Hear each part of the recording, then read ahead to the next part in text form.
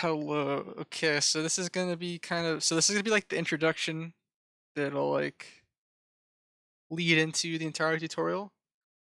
Just for reference, this is actually like post making the tutorial. Like, I've already done everything and like kind of reflected on it and had some like thoughts I thought I wanted to better explain.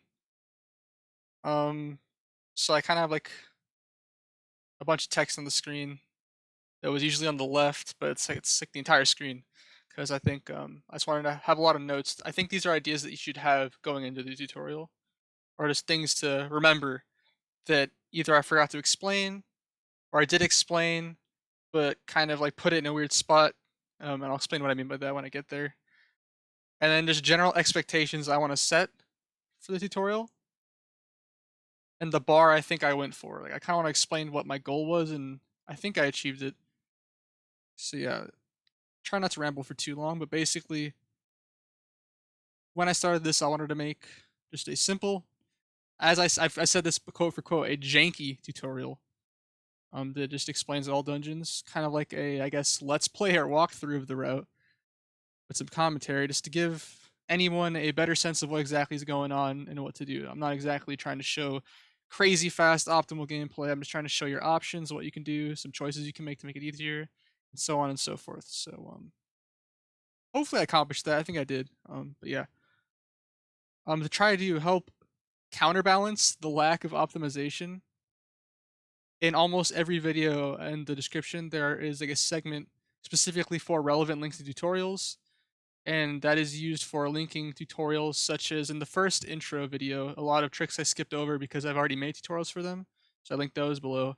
And then for each of like the main dungeons, if you've seen the tutorial, you probably see I'm not the greatest at mini boss fights or boss fights in general. I make a lot of dumb mistakes, and I didn't want that to be part of the tutorial, but I really didn't want to sit there and learn optimization for the bosses for a category I'm not even currently running. So you guess you can call me lazy on that part, but what I ended up doing is in that relevant links section, I posted timestamps to VODs and links to optimized fights for every single boss that I thought I did a pretty bad job on. So I recommend you check those. Hopefully those will be helpful. Some of those fights are really, really optimal and pretty sweet. I think the biggest example was the Forbidden Woods mini boss. I kind of got wrecked, but I linked the world record VOD and they did a really good job of showing how to clean it. Oh wait, no wait, not the world record one because they do bow skip or boomerang skip. It was the previous world record by Ace. Yes.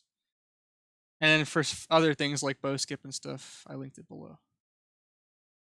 So yeah. So after that point, another thing I want to mention is that this is done on emulator.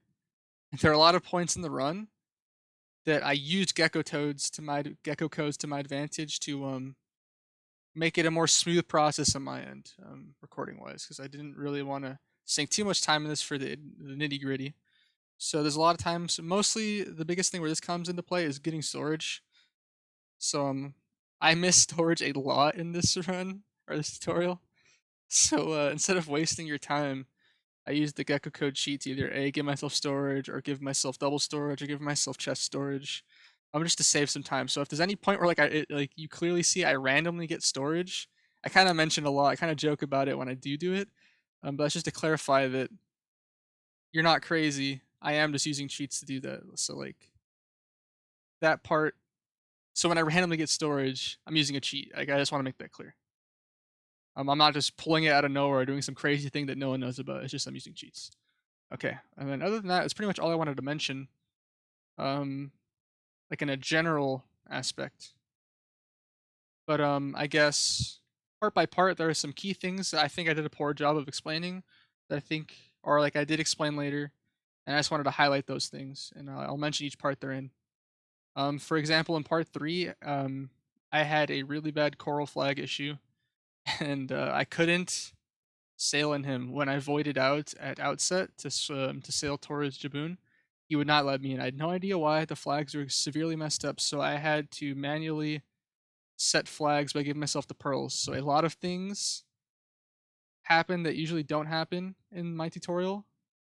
I apologize for that, but I still showed the general like skeleton of the path you're taking, and I tried my best to explain things that shouldn't have happened or should have happened there. but just to know, anything that looks weird is because of that, and I apologize if that happened.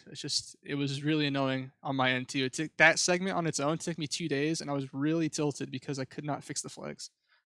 But, yeah. So things like Endless Night not being there, cutscenes not happening, stuff like that, all those are because of those issues, and I apologize, but I think they really didn't cause much of an issue, so hopefully you agree too. Um, Part 5, I mentioned this in the very beginning of the next part because I realized, but, I think it's really important. I wanna make sure you know this going into part 5, which is, Hyrule 1 to Hyrule 2. Or no, part 5 is Tower of the Gods, and it's important for going into part 6, which is Hyrule 1 to Hyrule 2. You wanna really make sure that leaving Tower of the Gods, you have full magic because you wanna have full magic going to Hyrule 2 or Hyrule 1. It saves a lot of time, and, you need it for Hyrule Escape. Very important, so make sure to do that. Smaller mistake, part 6 and 7. In the commentary and on the notes on the side, I incorrectly stated during the live recording that those are parts 7 and 8. And that might cause some confusion that when you click on one video, it says part 8 on the left and the text, and the next one also says part 8. Just to know, everything is correct in the YouTube titles. So the YouTube title numbers are correct. 6 and 7 are 6 and 7. But in the video itself, 6 and 7, the text says 7 and 8, and I also incorrectly say in the commentary 7 and 8. So just follow the YouTube titles, and that you'll be fine. Also, like, you should, because following chronologically, you should notice if you're missing anything. It's pretty easy. And then last thing, part 9. I mentioned I was going to show the backups during the live recording of doing it, like just going through Wind Temple. I forgot to. But then I went back and edited all the stuff at the very end, even beyond my usual outro. So it's at the very end of the video. I added in at the end. So if you missed that, make sure to watch that if you want backups. Yeah, I apologize.